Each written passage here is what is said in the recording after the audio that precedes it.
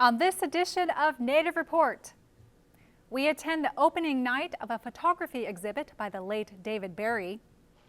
We go into the kitchen to learn about frybread. And for this week's archive segment, we learn about the Spirit Little Cedar tree.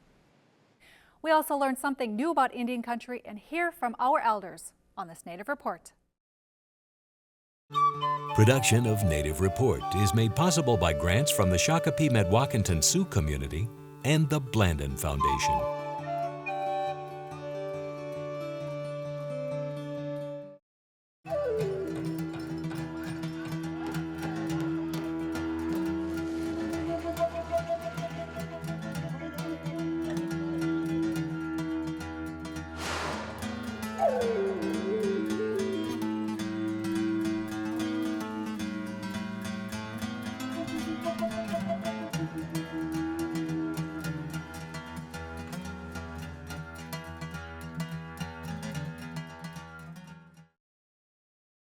Welcome to Native Report. I'm Stacy Thunder.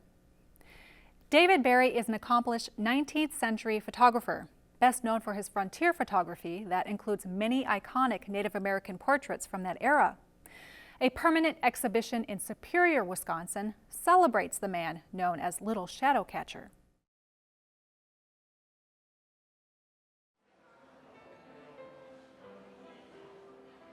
The Douglas County Historical Society sits just blocks away from where photographer David Barry's studio once sat. And on this evening, a ribbon cutting opens a permanent exhibit that celebrates the life and work of a man who documented an era of change. David Barry had two studios on Tower Avenue. He had one studio on Broadway, not at the same time, at different times of his life. And so he's a huge part of Superior's culture. He was like a local celebrity here, and he would stroll up and down Tower Avenue and eat at the Hotel Superior, and people would follow him around and they'd get autographs and want to hear stories. What is up right now is just a fraction of what we have. We have literally hundreds of David Barry prints that are stamped and signed by himself, and they will be rotated a little bit within the exhibit. If you're a history buff, it's a wonderful exhibit. If you enjoy photography or appreciate the technical side of the photography, that's why I really love this. I can't believe that he carried like upwards of 400 glass plates with him. He used potassium cyanide with his bare hands to coat the plates, and all the dangerous chemicals he had to work with, hauled by train or ferry or horseback, and he printed them all himself. And it's amazing to see the people. And if you not interested in the photography or the technical or the history, if you look into the eyes of some of these portraits, they kind of look right through you, and it just gives you chills to see the images. Is focusing more on what made Barry famous before he came to Superior. One of the foremost experts on David Barry is Michael Fox. Barry's a particularly fascinating character for Western historians because of what he was involved in, being a professional photographer, but also where and when he was there, which was on the Northern Plains in the late 70s, early 1880s. And he was there at basically the inception of the final reservation period for the Lakota and Dakota people who were living in the central Dakotas. And he personally knew survivors of the Little Bighorn fight on both sides, both Lakota and U.S. Army people, and seemed to have fairly good relationships with people from both sides. He was somebody who really kind of kept Americans interested in the significance of the Little Bighorn battle and the consequences that it had really for Americans and for American Indians as well. I'm mostly looking at his documentation of early life on the Standing Rock Reservation for the Lakota and Dakota people who lived there. And a particular interest is his image of the first census that was taken on Standing Rock. And what's going on in that image It kind of looks like just this big group of people standing around a table, but the significance of it is tremendous for the residents of Standing Rock and really what that means. It was an extremely difficult time and a time of great turmoil and change. The Lakota knew Barry as Ichashtiyanka Chikalahanzi, Little Shadow Catcher, believing that he was a medicine man who could transplant the human body to a piece of paper. Of the many portraits he took, one was of Crowfoot, the son of Sitting Bull. As for the portrait of Sitting Bull, there is some uncertainty if Barry was the actual photographer. This is an early photograph of Sitting Bull, and we're not actually sure whether David F. Barry or his partner, Orlando Goff, made this photograph. Orlando Goff was really kind of Barry's mentor. He worked in Bismarck, North Dakota at the same time as Barry was working, and Goff actually made the first photograph known of Sitting Bull upon his surrender in 1881. And for me, it really kind of emphasizes the real value of Barry's work as a portraiture artist. A lot of people talk about the eyes in Barry photographs. He was really an artist in terms of capturing the feeling of being in the presence of the person. And this image of Sitting Bull is really a great one. Barry retained this plate and took it with him when he came out here to Superior. So the actual print itself, this was made by D.F. Barry at his studio here in West Superior, Wisconsin. Barry was an itinerant photographer, which means that he traveled all around to various military posts and remote areas where he didn't have the opportunity to use his big dramatic backdrop. So oftentimes it would just be a canvas sheet of some type. And that's kind of what this one looks like. There's a pretty fair possibility that this was made either at Fort Yates on the Standing Rock Reservation, or possibly even at Fort Buford shortly after Sitting Bull's initial surrender.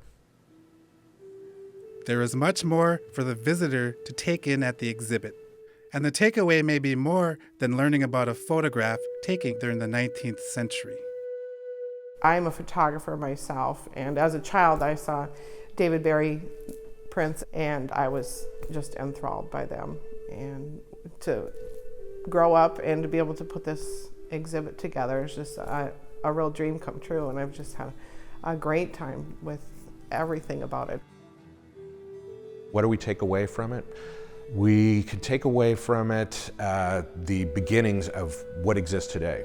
For the people on Standing Rock Reservation, the events that Barry recorded in these images are as alive today as if they had happened yesterday. Whereas for a lot of other people, you look back and have this very nostalgic impression of the old American West. And I think it's important for audiences to remember that this history means something different to different people. The glass plate negatives that Barry made of a lot of the images that are in this exhibit reside in the Denver Public Library. But the collection here in Superior is probably the best collection of prints that Barry actually made from those glass plate negatives. They've done an excellent job, and I'm just very pleased that they've done that excellent job, so historians like me will have this great resource to draw on.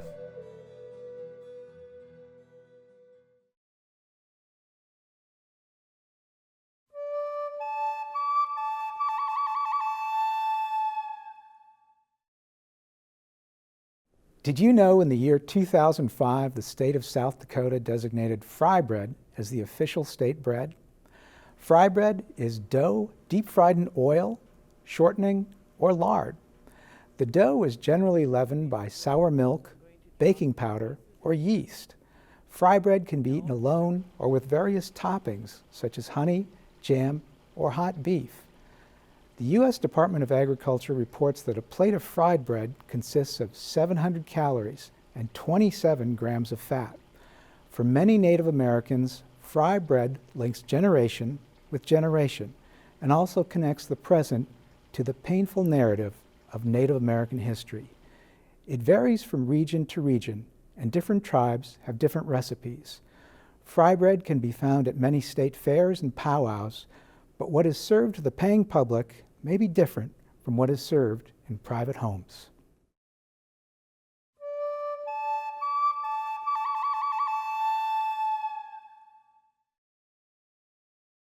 A favorite food in Indian country is fry bread, which varies in size and shape from region to region. In northeastern Minnesota, we learned one way to make this comfort food.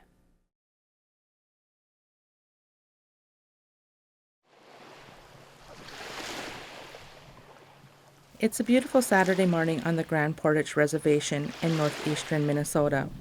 Today, we'll meet a member from the village who will demonstrate how she prepares fry bread.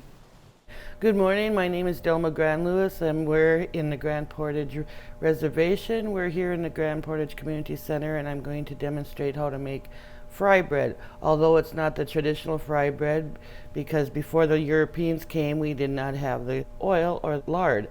So this is a modified way of what we could do now, and many powwows and gatherings will see this type of fry bread. There are many variations on the basic recipe, and the way it is served varies from region to region. The fry bread in northeastern Minnesota may differ from that made in Michigan, the Dakotas, or the Southwest. I am going to start out with 6 cups of flour into this bowl. There's one. It's a 2-cup can, so there's 2, 4, and there's our flour. Now what I'm going to do is I'm going to make a well. And I'm going to add some baking powder. And I will put 2 heaping tablespoons of baking powder in here.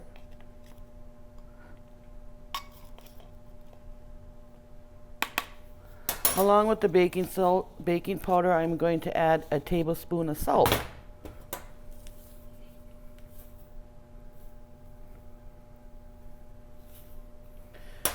And now I'm going to add some water. I usually add about 6 cups of water. You want to use warm water so that your salt and your baking powder dissolve together. So now I'm going to add this water into here. And a good sign that your baking powder and salt are mixing good is that it'll fuzz together. And now I'm just going to mix the batter with a fork. You want to mix your fry bread so that the texture is not hard. It's got a little bit of stickiness to it. Once I get it to this point, I usually use my hands to mix the remaining flour. And there, of course, you wash your hands before you start cooking any meals. You don't want to knead your bread too much because then your mixture will actually turn hard on you. Now I'm going to add some grease to it. Traditionally, you would have your fry bread done outside cooked over an open flame. So I add probably about 2-3 inches of grease in the pan. You want your grease to get to the temperature about 350 when you're frying your bread. And you just gradually pinch off an area. You roll it into a ball and put it over your flour, flatten it down. And now I'm just going to do is prepare some of these fry bread to go into the grease once it's hot. And then when you're doing your fry bread, you also poke a hole in the center of it. And the reason for this is so that the grease will cook the bread all the way through. Otherwise, you'll have greasy bread. And this looks like this grease is ready to go, so I'm going to drop these pieces in here. And we let this cook in here until it's golden brown on one side. And we'll get to see that after a bit here.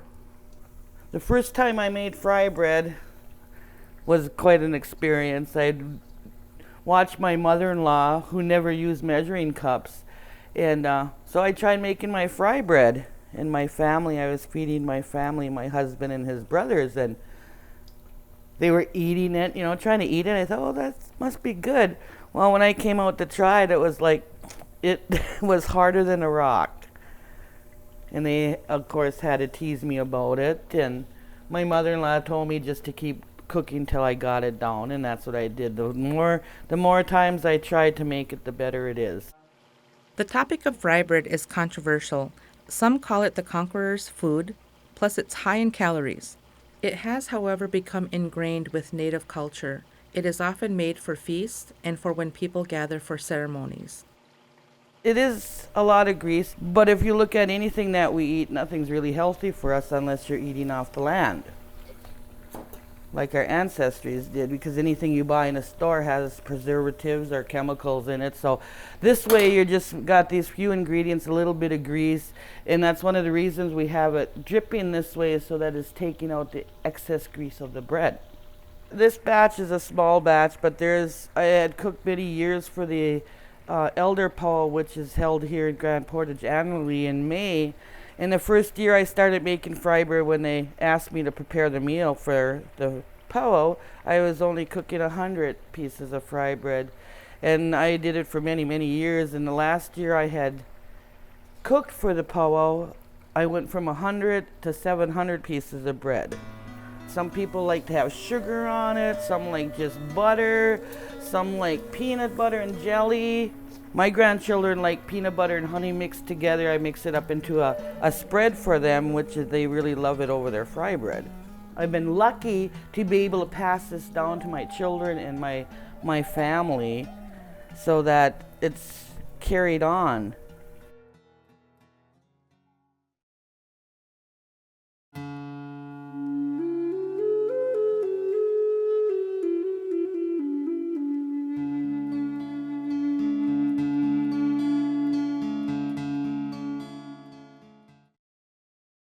The Hegman Lake rock paintings are a great moose.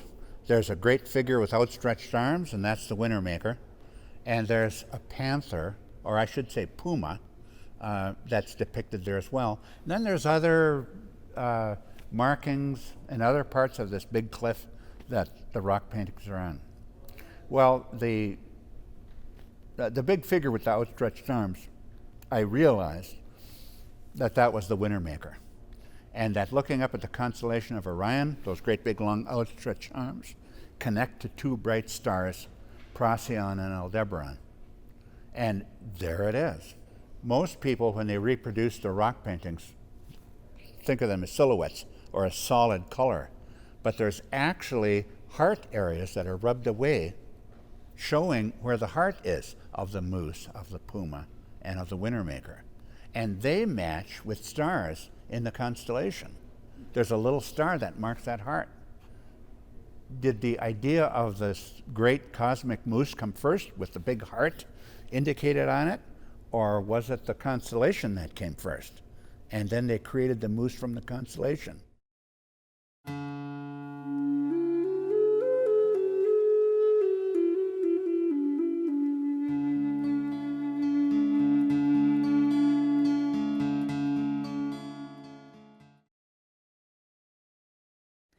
The Spirit Little Cedar Tree is our archive story this week from Season 6. The tree, more commonly known as the witch tree, has stood as a silent sentinel for centuries on the shores of Lake Superior. And for the Ojibwe, this is much more than a tree.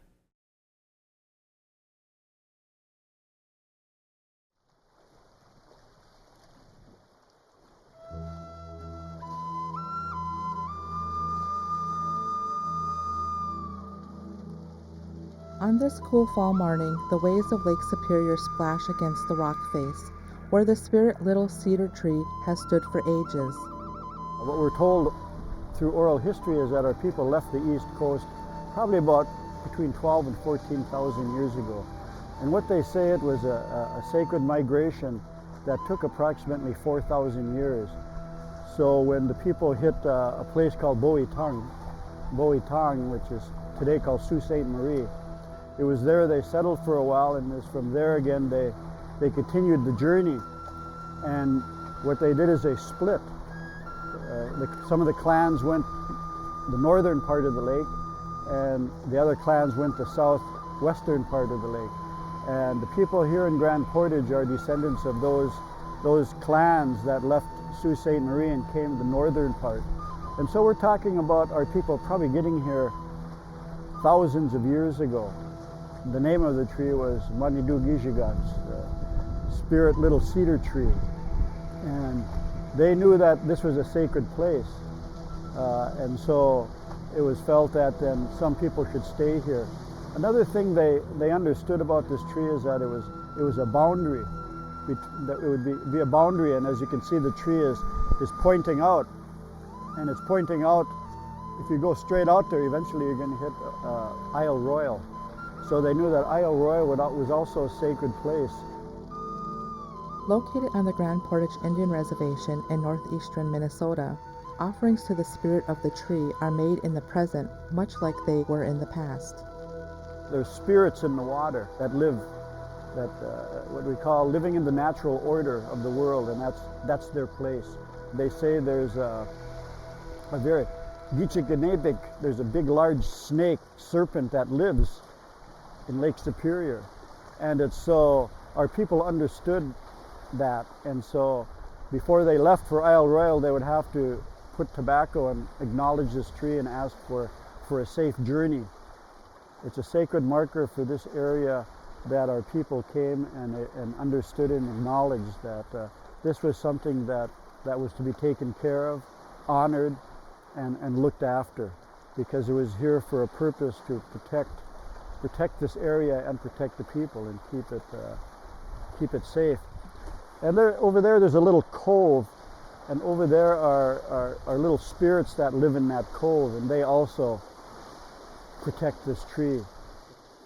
Access to the spirit little cedar tree, more commonly known as the witch tree, is limited to band members and their guests. When people hear about this tree, they come here. And because they don't have an understanding of the sacredness of it, people have come and abused it. They've taken pieces from it. They just don't understand that it's here to use, but not to disturb. In order to protect it, because that's our responsibility, that we were feeling that if it was just open to everybody, and especially people who didn't understand the significance of it, that there were chances that it would be abused. And so thus we created the other trail, and we have a platform up here, then people can come and view it. We did it for protection and safety of our tree. This is for everybody.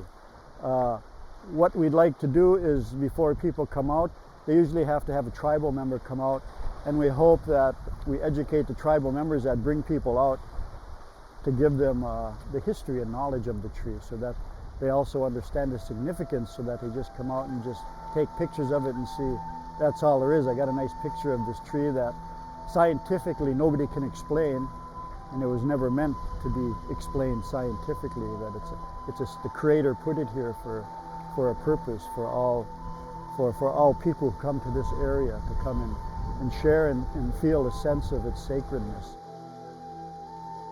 For Morin, the tree and the land it sits upon offers a refuge away from the stresses of the outside world. This is where I come when sometimes things get hard, life gets hard, a lot of things on my mind. I come here to find comfort, sereneness. I come here to pray. I come here to pray and ask for help. Not just help for me, but help for my people. Because this tree was put here for the Anishinaabe people. When they came here thousands of years ago, they saw it and saw that this was a place for us to find, to continue to understand who we are as a people. When we say Anishinaabe, that means a human being, and we're part of a human family. That means all of the humans living on this earth. We're all connected. We're all connected to creation, and we're all connected to each other. So this is for everybody. We have culture, we have a way of life. Bimatiziwin, the good life. And so this is part of that Bimatasawin, to understand that we have to honor sacred places and sacred things. And if we continue doing that, honoring those things and honoring all creation, that we will have a good life. And the people will be safe, they'll be protected, they'll understand the need to share, to take care of each other, to respect each other, understand, love each other. So it's very important that the future generation understand this place, even Grand Portage, the whole area of Grand Portage, that our ancestors preserved this area for us. It's only been through years of going out and seeking that knowledge of the traditions and the history and the understandings that over the years I began to really understand the significance of this tree to our people.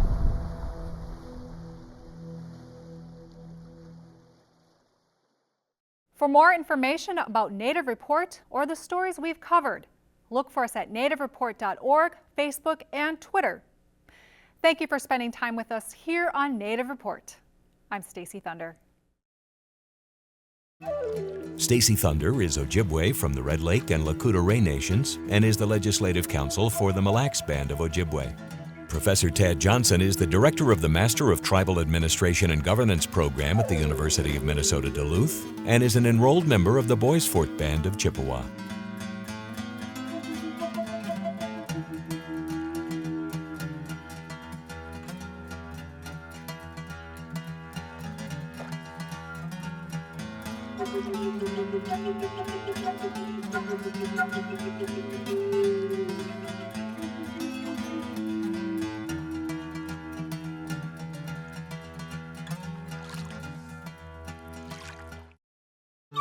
Production of Native Report is made possible by grants from the Shakopee-Medwakanton Sioux community and the Blandin Foundation. Closed captioning is provided by the Grand Portage Band of Lake Superior, Chippewa.